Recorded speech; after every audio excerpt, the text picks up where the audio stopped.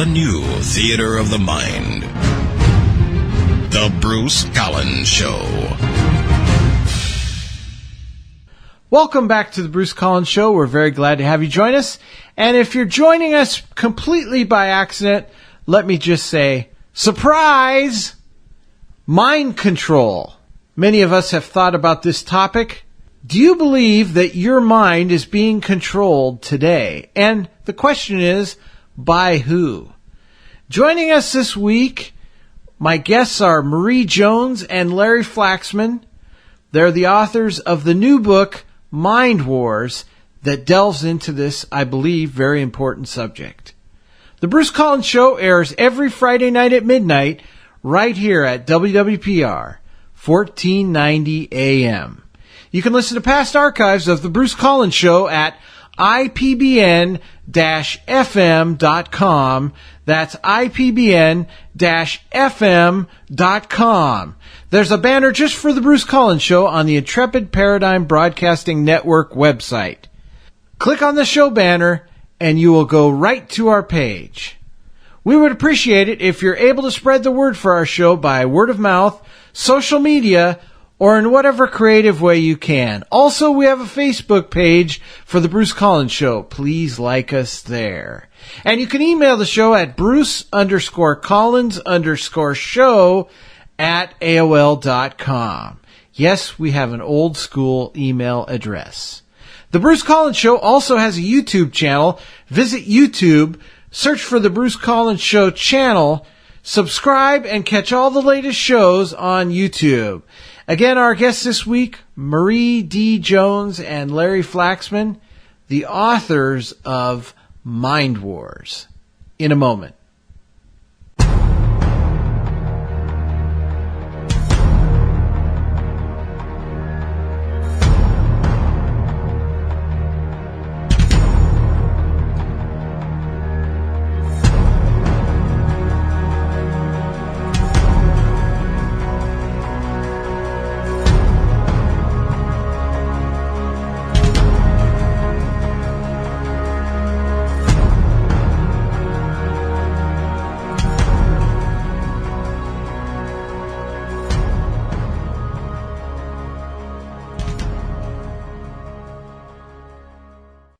And joining us this week is Marie D. Jones and Larry Flaxman. Marie and Larry are authors of the new book, Mind Wars, A History of Mind Control, Surveillance, and Social Engineering by the Government, Media, and Secret Societies.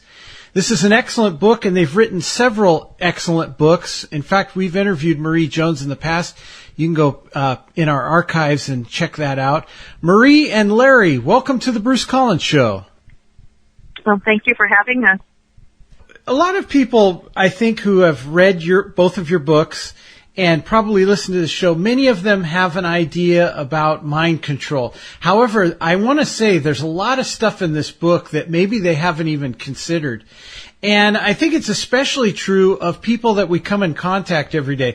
This is one of those types of books, I think, where it's good to buy one and then buy at least one other one for somebody you know, because we all run into people, whether it's at work or, you know, at the grocery store, at the movie theaters, who have no idea this kind of stuff going on. And I see this everywhere. Now that my mind is open, by day I work for a Silicon Valley tech company.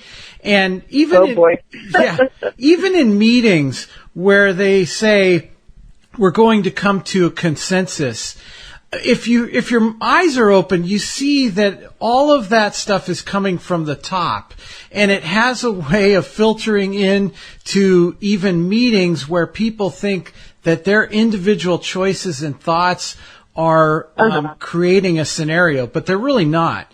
And, you know, when we think of mind control, sometimes that brings up thoughts of the Manchurian Candidate movies. And in many ways, it conjures up these ideas of new technology. How far back can we trace Mind Wars? Well, we kind of figured all the way back to the dawn of human history, because if you think about it, part of human behavior is trying to control each other, trying to change each other's behaviors and impose our ideas and beliefs on each other. So my feeling is this kind of stuff was going on since, the cavemen days, and certainly through, through primitive times. We don't have a lot of evidence of how that was happening, but we just have to assume because people were human. But during ancient history, the Egyptians, the Sumerians, ancient Romans, ancient Greeks, they all used ritual as a way of encouraging or getting groups of people to behave a certain way, sort of mystical or religious ritual. And sometimes that was even taken to the extreme where it involved torture. Certainly during the Inquisitions and the witch trials, and there are so many ways in our history that we have tried to control other people through various techniques. So this has been going on forever. And in your book, Mind Wars, again, it's by Marie D. Jones and Larry Flaxman. Excellent book. You delve into the shadowy halls of covert operations with MK Ultra. And a lot of people have heard of MK Ultra, but what have you learned about that? And does your research in any way trail away from conspiracy theories about MK Ultra? Yeah, I mean, absolutely. I think so. I think, MK Ultra, for those that don't know, was the CIA's mind control program, and it allegedly started in the early 50s and then allegedly stopped in the early 70s. But we think that there probably still is an active program that's going on. Now, I'm sure it's probably a different name. It's probably gone much deeper underground, but I think it still continues or activities similar to that. Do you agree, Marie? I do, and the really interesting thing about MK Ultra is we have proof, we have documentation that's been declassified. We have Senate committee, congressional hearings that literally some of the doctors and researchers testified at it and admitted what they were doing. We have a lot of witnesses who were victims. So MK Ultra is a part of our history. It's not a conspiracy. Let's say where the conspiracy element might get introduced is some of the other quote-unquote programs that may or may not have existed as part of MK Ultra, like Project Monarch is one that we hear about all the time, but there doesn't seem to be any proof or evidence of, but there are people that claim they were a part of it. But anyone who has seen the Manchurian Candidate, whether it's the one with Frank Sinatra or the newer one with Denzel Washington and Meryl Streep, or you've seen the movie Conspiracy Theory with Mel Gibson and Julia Roberts, those were MK Ultra movies, and there's been a number of them, but those are like the big ones. This is real, and this is a real part of our history and a real black mark on our history. But definitely there are a lot of conspiracy theorists that like to sort of say, well, this was a part of MK Ultra, even though we don't have proof. They'll kind of throw everything into the kitchen sink, even though there may not necessarily be proof of it. I found your book thoroughly fascinating from beginning to end, but one part of it that I found really fascinating was the discussion in your book about how UFOs potentially fit into MK Ultra, or how they did. Can you explain that? Yeah. I come from kind of a UFO background, and I didn't know.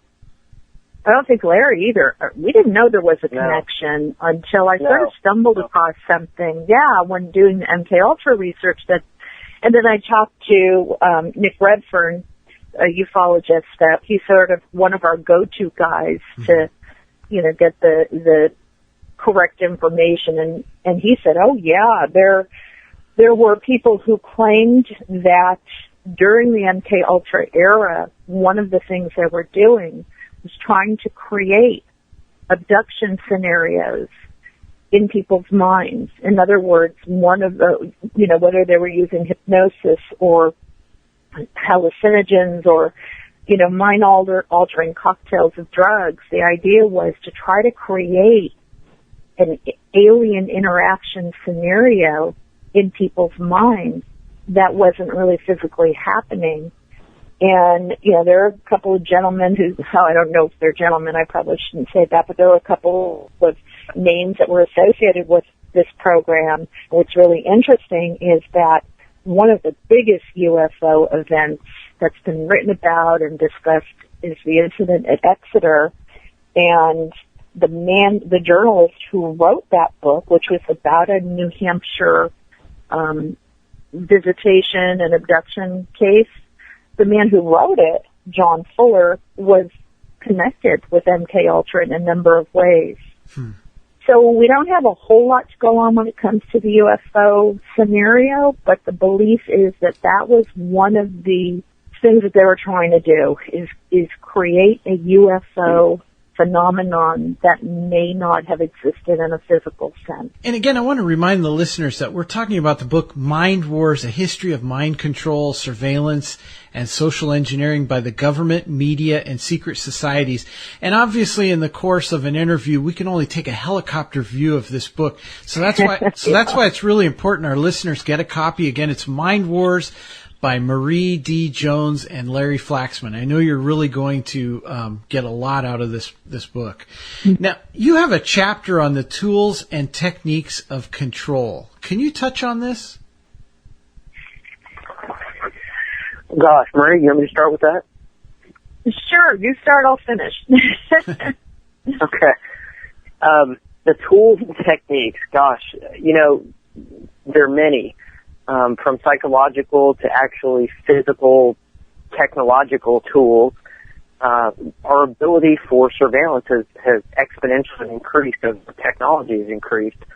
Everything from sound devices that utilize sound to actual RF and different types of microwave energy directed beams that are or allegedly can be used to infiltrate or penetrate the brain. There's a lot of things. I don't know, gosh. Yeah, I think, Larry is more up on the surveillance and technology stuff. Mm-hmm. And, that's terrifying because that's happening now and that's our future. Yeah.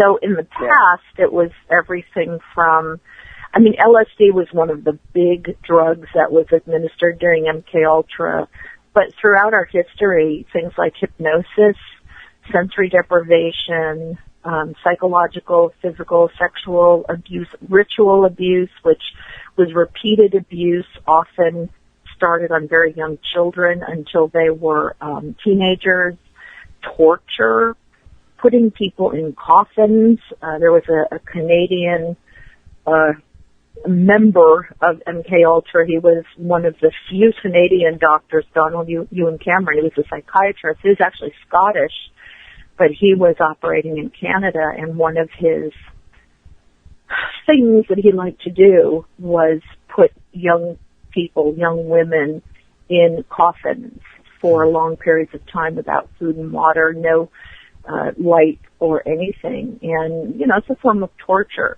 Yeah. But there's more subtle things, too, that we found. That's the hardcore stuff.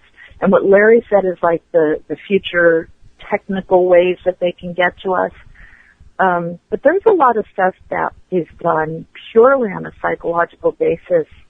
And you can think of cults, the way that cults get their members and hook them and keep them using things like positive and negative reinforcement, Stockholm syndrome, where the victims become attached to their abusers because their abusers every now and then will be kind to them, even though they're torturing them the rest of the time. Intermittent reinforcement, trauma bonding.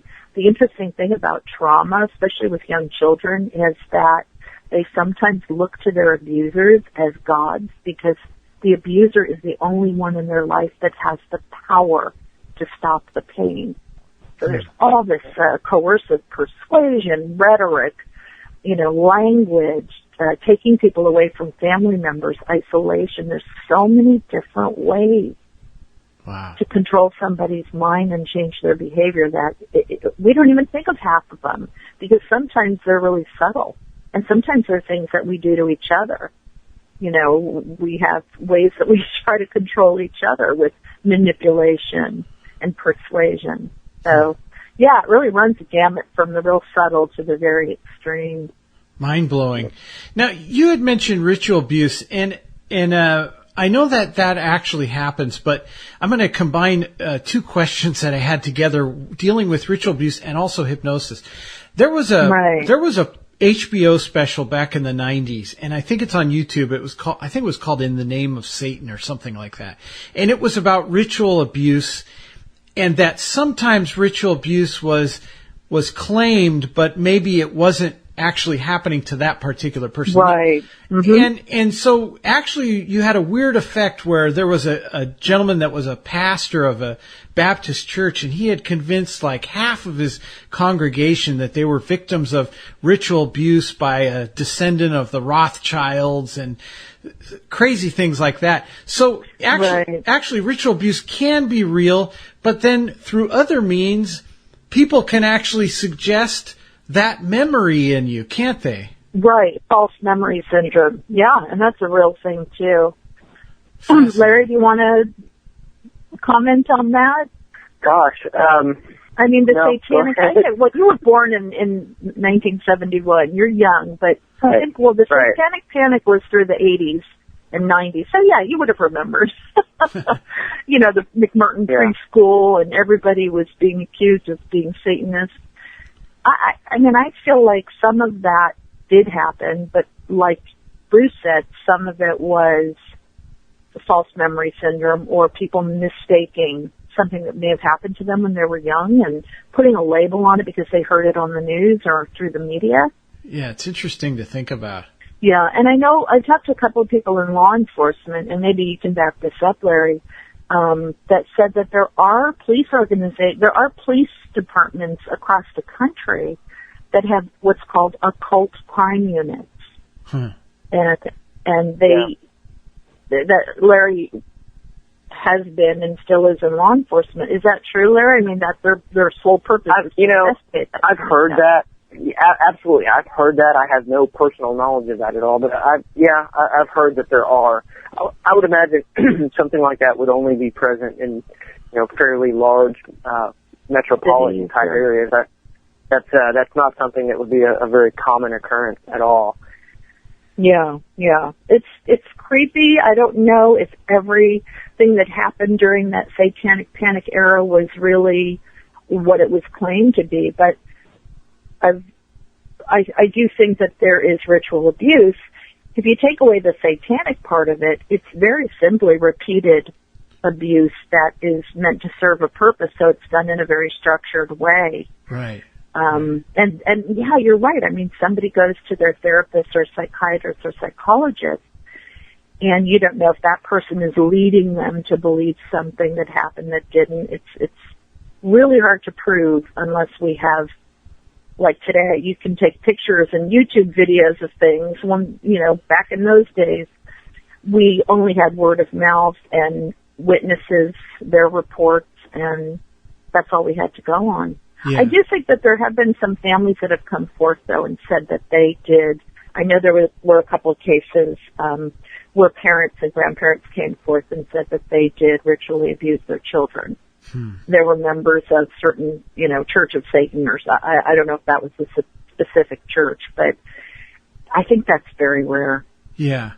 It's just interesting how susceptible the mind can be. You can either be susceptible to the actual abuse or the suggestion of the abuse. So it's Larry's been hypnotized. I never have, and I think it's fascinating that hypnosis is such a huge part of this.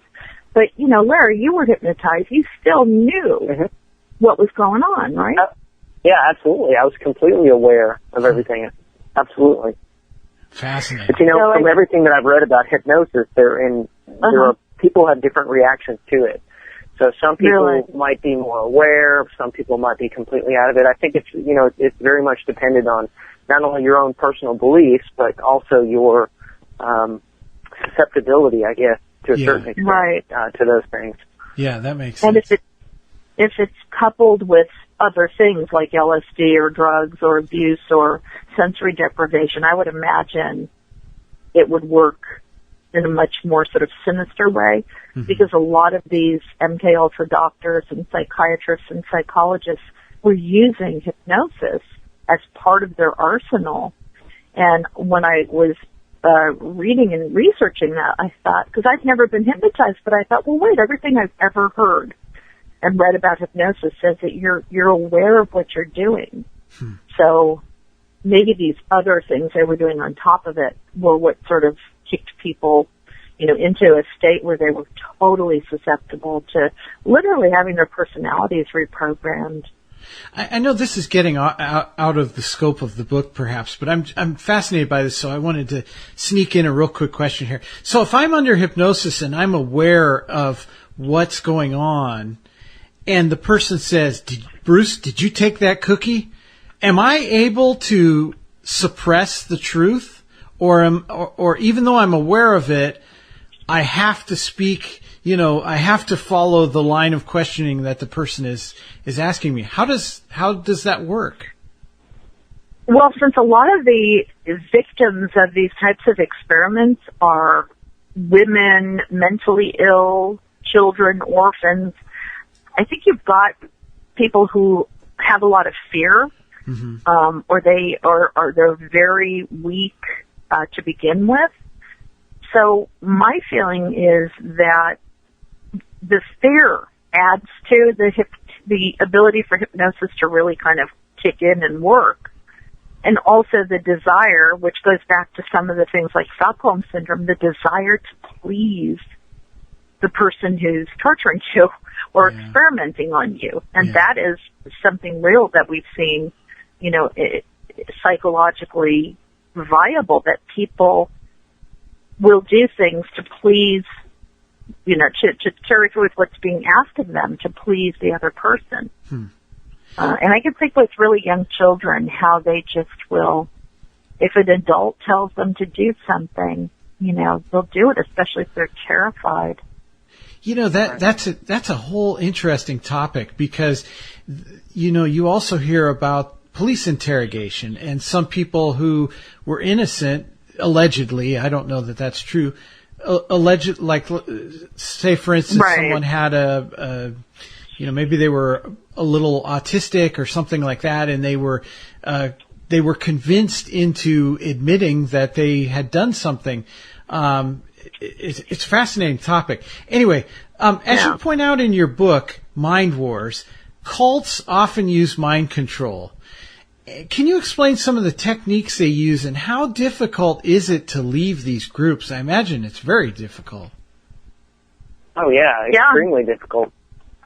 I mean, there's a variety of techniques that they use, but probably the most well-known or the most popular is brainwashing.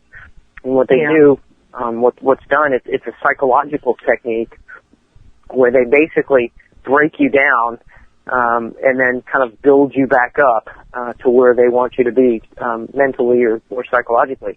And there is very long-lasting effects from that, and in many cases, it's almost impossible to remove yourself from that situation. You have to be deprogrammed. Yeah. I mean, if you look at some of the larger cults, look at Scientology, for instance.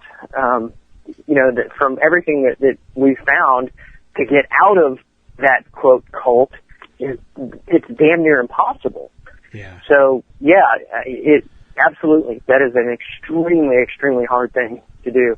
I was in Arkansas, and not too long ago, probably about 6 months or maybe a year ago now, we had the Tony Alamo thing, the cult down in Texarkana. And there were many of the folks that were involved in that apparently had been trying for years to get out, and he wouldn't allow them in some cases. And then other cases, they had the folks that were in it had absolutely no desire to get out, even though they realized, he's sodomizing their children, he's requiring things that are not normal.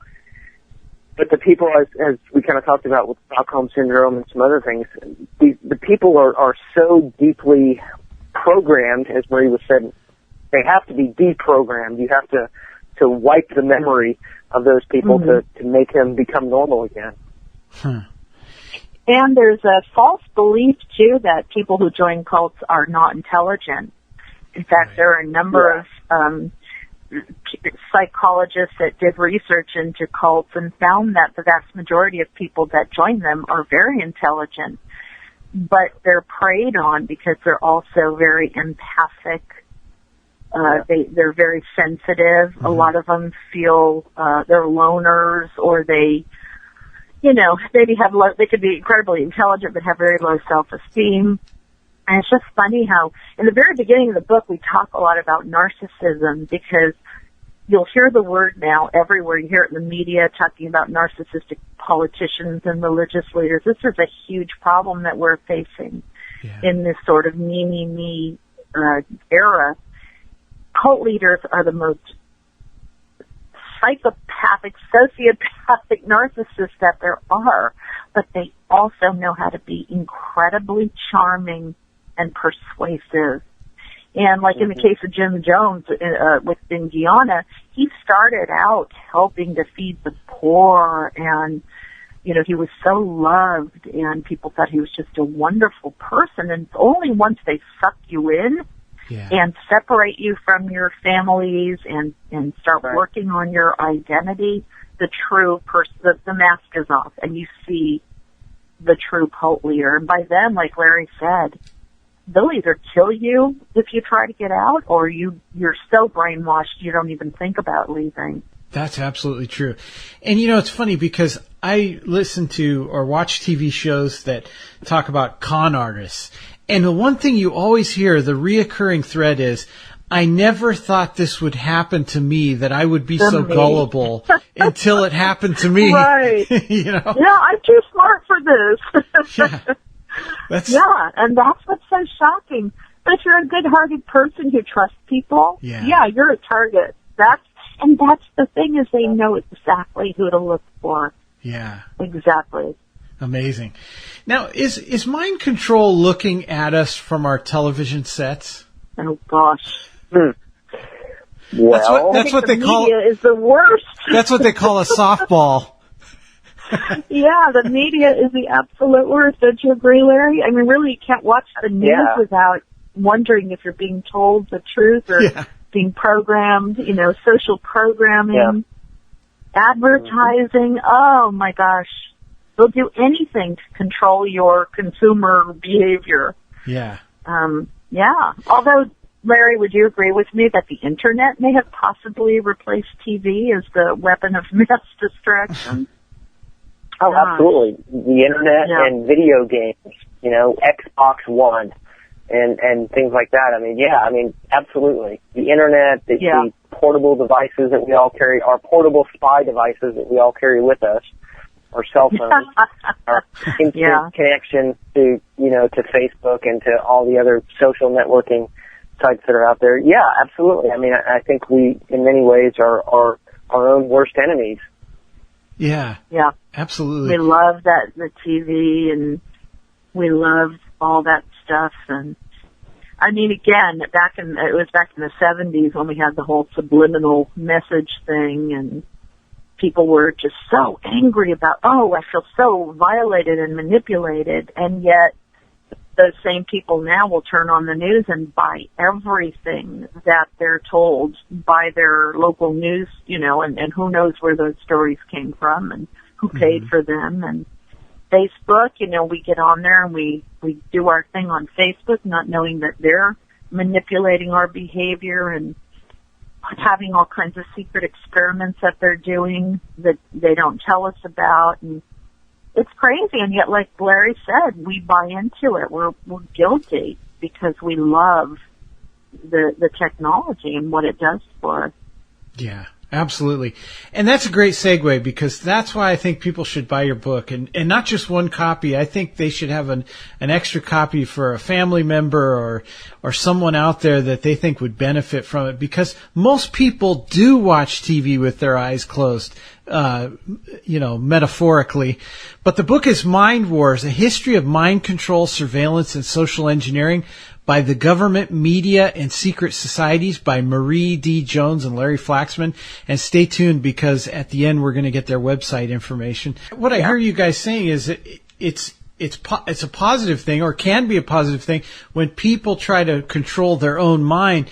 The danger is when a government or a secret society or people you don't even know are trying to control your mind. Exactly. Because look, think about it. The last bastion of privacy that we have is in our minds. And we're not really private in our own homes anymore, as we'll soon be discussing some of the coming technology.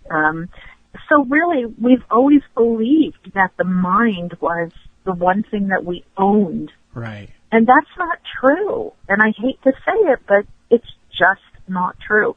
So much of what we think and believe and do and how we behave is really not programming that we ourselves put in there. And that's something that will really kind of wake people up and say, whoa, okay, there's a lot of programming in there that I don't like. So how do I get rid of it and put in the programming that's good for me? And that's the positive side of it.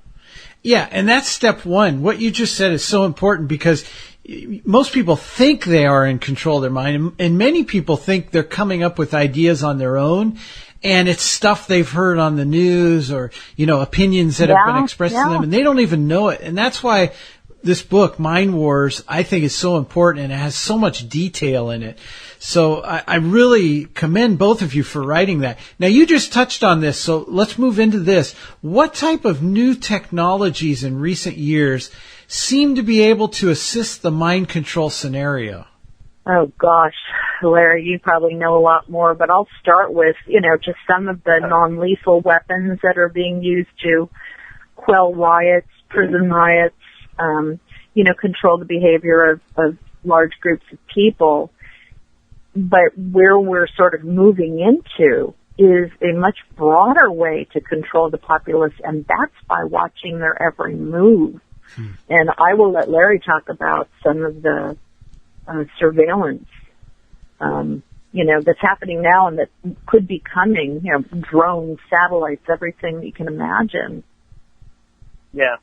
Well, I mean, again, going back to the surveillance devices that we all carry, our cell phones are becoming increasingly more portals into our lives. Yeah. How many people nowadays don't use a cell phone for their calendar, their contacts, all of their to-dos, emails, social networking.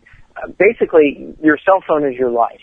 Mm-hmm. And the government they realize this and they've latched onto it. And the cell phone providers, the producers of the cell phones, Samsung, Apple, Motorola, etc., all of those companies realize how much of not only of a marketing share or how important from a marketing perspective that data is, but how valuable that data is also for surveillance, both in the use of domestic surveillance type activities, terrorism, etc., but also for the overall, the broader picture, the control of the populace, if you will. Mm-hmm. Mm-hmm. So as our technology advances and our handsets are becoming more and more advanced, now you're starting to see the integration of bio-type devices into your cell phone. Like, for instance, my Samsung Note 4, it's got a heart rate monitor built into the phone. It's got a blood pressure monitor that's built into the phone. It keeps track of the number of steps that I take. So it's a fitness tracker in addition to my cell phone.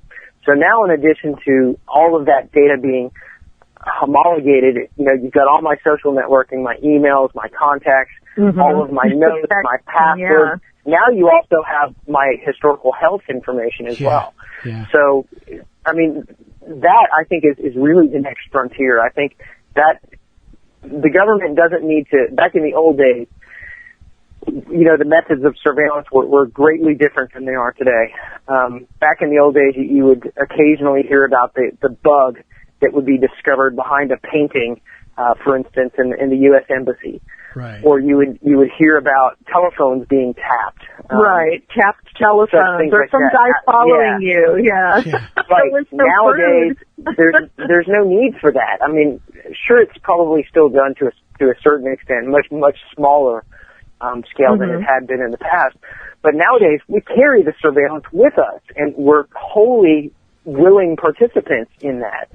So with that and the government's connection to the provider and all the data that's coming off your phone, why go through the resource spend and the expenditure of additional money to put a tail on someone or to plant a physical surveillance device when the persons are basically volunteering by carrying a cell phone. Yeah. So I we're think that's literally handing it to them. Yeah. Absolutely. I think that is probably the greatest threat, I guess, to our privacy.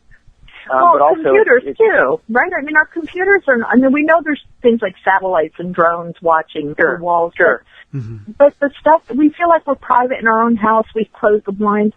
We get on our cell phones, we get on our computers, and we don't even give it a second thought. And it doesn't even have to be the government. I mean, it can be criminals and crooks that are...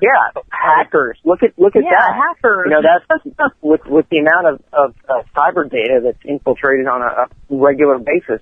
I mean, nowadays everything is computerized. If you think about it, like for instance, my house, I've got the entire home automation system in my house. I can turn lights on and off remotely from my phone or a computer. I can lock and unlock doors. I can turn the thermostats up and down, open the garage door, close the garage door. I have full control of my house when I leave the house. But that's me. What if a hacker gets a hold of that information? Right, then they have full control. Absolutely. Yes. You know, I've got surveillance cameras outside the house, but you know, the same thing. If someone else has access to what I perceive as my personal privileged data, my information, then, you know, it can be effectively utilized against me as well. And, you know, for millions of people throughout the country, I would say are in a very similar situation. Our cars now are connected. You know, if you look at the latest trend now, in automotive technology is to put hotspots in your vehicle. In fact, and they don't have to tell you, do they?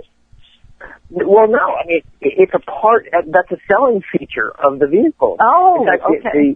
A new vehicle that I'm getting it's connected all the time, and in fact, that is a huge part of what makes it do what it does. It's got, you know, autonomous driving functions, etc. All of that is because it is connected online 24/7 to the internet. It's got a Wi-Fi connection back to the backbone. So now not only do you have to worry about someone hacking into your home security and automation system, into your cell phone, but now you have to worry about people hacking or potentially hacking or surveilling your driving capabilities. And it's scary. I mean, if you really think about the amount of technology that is overlaid in our life today, and you think about how that would impact you if, first of all, if it all went away tomorrow, but also if it was utilized in in a negative light, what it could do as well. Right. It's baffling, absolutely baffling when you really think of the logistics of it. Absolutely. You know, a couple nights ago on Facebook, I like a couple of my local news channels, figuratively speaking. and so one of the news channels posted a survey on Facebook, and it was, do you think it's going too far if children are microchipped, kind of like animals? And I couldn't believe it. I was almost shocked. And I don't like to do these types of interviews through a fear-based lens. However, having said that, how concerned are both of you about the evolving intrusiveness of our government? Are we losing this battle? Are people not waking up? What do you think is going on with all of this? And does it both concern you? I'll start first and then I'll let Larry. Yeah, absolutely I'm concerned. I remember when my son was really young, you know, really small, I thought, oh, God, you know, I would love to have a way to find him if anyone ever abducted him or kidnapped him. Mm-hmm. So I see that benefit to chipping a pet or a child, but you don't know who's chipping and what they're doing with it and what they're putting in it. And so, I said, no, I don't support that. It's such a fine line between how does this benefit me to this is really creepy. Right. Very concerned, and especially, talking with Larry and writing this book with Larry and learning about all the ways that we're under surveillance and learning the new mind control methods that are on the horizon, which include things like brain-computer interfaces, and it's terrifying. But I think the most terrifying thing, and Larry said it loud and clear, is that we're literally handing our privacy and the power to have autonomy over to whoever wants it. in exchange for faster, smaller, better, speedier technology. And we're all guilty of that in some respect. I mean, I can't wait to upgrade my cell phone. I'm guilty of that as well. I don't know how we stop it. I think it has to be such a huge public outcry. I think things like whistleblowers and the Edward Snowdens of the world are definitely important. But still, not enough people said to, Verizon and AT&T, you need to stop doing this. I'm going to go to this small little company here. It's like everybody got angry and upset, and nobody really did anything about it. So, I don't know, Larry. What do you think? Yeah, I mean, it's putting civil liberties aside. There is a great movement, from what I understand, to increase the microchip population. I've heard everything from that U.S. soldiers, even way back in 2012, I remember reading something saying that they were going to start requiring new soldiers to be microchipped. Now, it's my understanding. Right, and RFID, yeah. Right. Yeah. But, here's another interesting piece, and this is something that actually not very many people know. But are you guys familiar with HR 3200? You know what that is? I'm not. HR 3200 is Obamacare. That's another name for that, and it's the Affordable Health Choices Act. And there is a specific section in there, and let me see if I can find it real quick, that actually talks about the requirement for implantable devices. Not many people know about this, and it's very, very, very deep. Now, this isn't conspiracy. This is factual. Let me see if I can find that statute real quick. But it's HR 3200. It's titled 21 Section 519 360I, and it talks about Secretary establishing a national medical device registry to facilitate analysis of post-market safety and outcome data on each device. Is or has been used in or on a patient and is a Class 3 device or a Class 2 device that is implantable, life-supporting, or life-sustaining. In developing the registry, the Secretary shall, in consultation with the Commissioner of Food and Drugs, the Administrator of the Centers for Medicare and Medicaid Services, the head of the Office of the National Coordinator for Health Services Technology, and the Secretary of Veterans Affairs, determine the best methods for including in the registry in a manner consistent with subsections the appropriate information to identify each device described in paragraph 1 by type, model, and serial number and other unique identifiers, validating methods for analyzing patient safety, blah, blah, blah. It goes on and it talks about Section 3 actually says other post-market device surveillance activities of the Secretary authorized by this chapter. Now, that is a really big piece right there. Other post-market device surveillance activities of the Secretary. RFIDs, yeah. Yes, if you look up the Healthcare Choices Act of 2009, HR 3200, it's in there. So Obamacare actually has a piece that there is somewhat mandatory requirement for RFID chipping of patients. Now, it's my understanding from folks that I've talked to that this has not occurred yet. There is no hospital or doctors that are requiring RFID implants upon utilizing their services. But it's written in there statutorily. That is something that has been accepted, and it's something that again, not many people probably know about that. I certainly didn't. But it's in there. No, but so there's actual law. Yeah, one of the conspiracy theories surrounding that is linked with the push for mandated forced vaccinations, which I will leave the country. I will absolutely not stand for that kind of invasion into my child's body. And a lot of people think that that may be a way of chipping children, because you can, the little chips that they have can easily be hidden in a vaccination. So, I mean, there's all kinds of scary stuff we have to deal with. And they already we could be eating them. We could be breathing them in. We could be chipped already and not even know it. That's how small this stuff is. Yeah. Here's what actually is contained in that RFID. And I didn't know this until now, but so reading through this, and again, not to 100% focus on the Obamacare thing, but it talks about the data that is supposed to be on those RFID chips, and it says it includes claims data, patient survey data, standardized analytical files that allow for the pooling and analysis of data from disparate data environments, electronic health records, and other data deemed appropriate by the Secretary. So those are all so vague. Absolutely, that's vague wording. But think about that. The vagueness of that is, I mean, that is an incredibly powerful. That says a lot. That is incredibly powerful in what it says, in what little that it actually does say. Yeah. So if government or big government ever does mandate or require RFID chipping of newborns or soldiers or anyone that's enrolled in Obamacare, then what choice do we have? I mean, it's about to happen here in California. We're getting very close to forced vaccinations, and a lot of us are fighting back because we know what's in these vaccines, and we know how many people have been injured and hurt and killed by them, and that to me is a blatant unconstitutional infringement of our right to privacy and governance over our own bodies. And yet people are like, oh, I think we should because look at all the measles. Well, you know what? Nobody died from the measles. Right. But people die from vaccinations. So here's another example of how people line up like sheep because they got scared. You know, the Ebola scare and then the measles scare and then the whooping cough scare.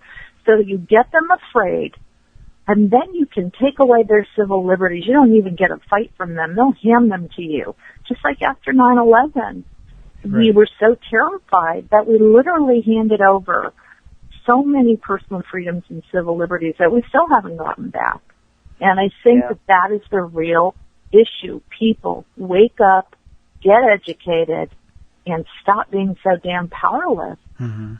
Right. Yeah, it's sobering because almost 70 years ago, George Orwell wrote his book, and you could see back then that maybe people would have said, oh, you know, that's so far science fiction, you know, so far in the future we're nowhere close to being that type of society. But as we get closer to all of this, it would seem like people should be waking up. But there again, there's the power of mind control.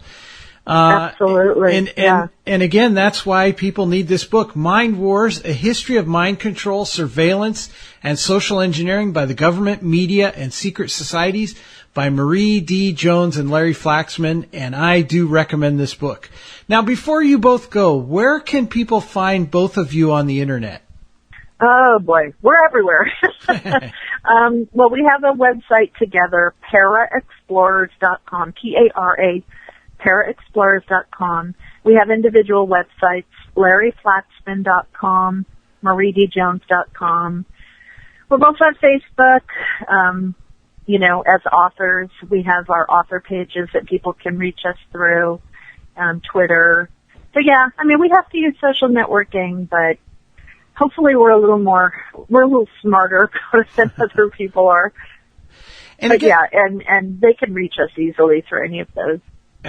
Excellent. Well, I want to thank you both for joining us again. The book is Mind Wars, Marie D. Jones, Larry Flaxman. Larry and Marie, thank you so much for joining me this week. Thank you. It was a pleasure. Thanks for having us.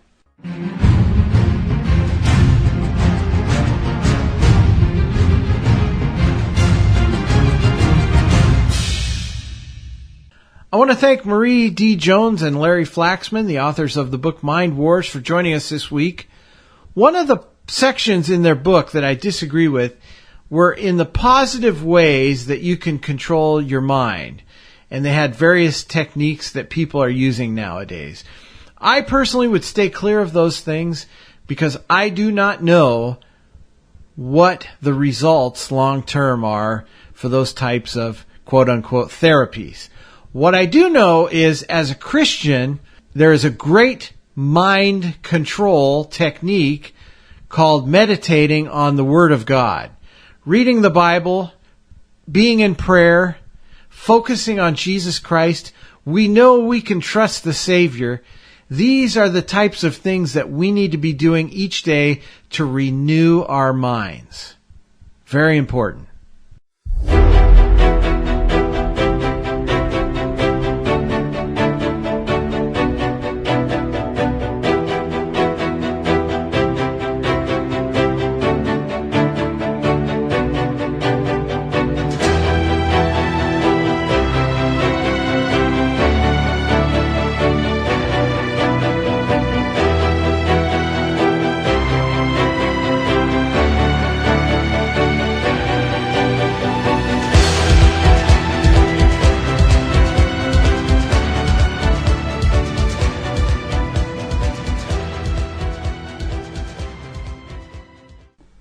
Hello, everyone. This is Bruce Collins, the host of The Bruce Collins Show, every Friday night right here at WWPR 1490 AM and at IPBN-FM.com. I just want to thank you all for listening every week and supporting the show in any way that you can. We do not ask for donations. However, in lieu of that, if you would feel led to send a donation to organizations that are helping the poor, feeding the hungry, clothing the needy, we would appreciate that as thanks. Thank you so much for joining us here at the Bruce Collins Show, where you can find us every Friday night at midnight here at WWPR 1490 AM. Remember, God loves you. We do too. Don't give up. As we end the show tonight, we'd like to feature an artist. His name is Blinky D, and you can find out more information about Blinky D at blinkyd.com. That's Blinky and the letter D. Blinky, B-L-I-N-K-Y, blinkyd.com. The music there is free, and we're going to leave you tonight with a track called God's Soldier. See you next week. Blinky D, the Christian rap evangelist, and I'm out here on this war field, on this battlefield with all these landmines that Satan done put out for us. But I know God's got our back. I'm one of God's soldiers. If you want to, bang this. It's for Him. Lead me, Father, with your spirit and grace. I'm ready to talk to you face to face. Down on my knees, arms risen high. Not asking for anything, no questions why. Seeking your guidance, I'm seeking your voice. Handing it all over is my only choice. I know that I am lost, ready to be found. I'm in over my head, I don't want to drown. Soaking you up, Lord, you're so kind. Breaking me down, conquering the rhyme. This evil flesh, my mind, my heart, I'm giving it all over every single part. It's yours, I don't want to kick it to the curb. Trying to read the Bible, follow every word. Drinking in the fresh water you brought to my life. Praising you with this tongue that used to be a knife. Pressure hitting hard, world on my shoulders. Marching into war, one of God's soldiers. But I pass it on to Him as fire never smolders. Turn them into pebbles that used to feel like boulders. Pressure hitting hard, world on my shoulders. Marching into war, one of God's soldiers. But I pass it on to Him as fire never smolders. Turn them into pebbles that used to feel like boulders. Lord, I need your help, cause I'm feeling on edge. The world's got me down, wanting to jump off the ledge. I need a shot to drink, I need a square to smoke. Pressure hitting me hard like I lost my hope. Nowhere to run, nowhere to hide. Emotions bubbling up, what I'm feeling inside. Am I stuck where I'm at, no longer to grow? Are your words really true, is it all for show? I know that I believe, but do I have faith? World on my shoulder, got me feeling the weight. Lord, I must confess, I'm not feeling the love. But I know you're the creator, the one above. Feeling passed up again, paying for our sins. Every step feels like a loss, why can't I win? Wanting to cuss, striving not to scream. Wake me up from this nightmare, interpret my dream. Pressure hitting hard, world on my shoulders. Marching into war, one of God's soldiers. But I pass it on to Him as fire never smolders. Turn them into pebbles that used to feel like boulders. Pressure hitting hard, world on my shoulders. Marching into war, one of God's soldiers. But I pass it on to Him as fire never smolders. Turn them into pebbles that used to feel like boulders. I know that no man could ever come close to having my back like the Father, Son, and Holy Ghost. That's why I do this, this is why I ride. To try to spread the message with all my mind. I'm gonna give it all I have left in me to give. This is why I breathe, yeah, why I live. To try to get you to put your life in His hand. He's here to save you, I pray you understand.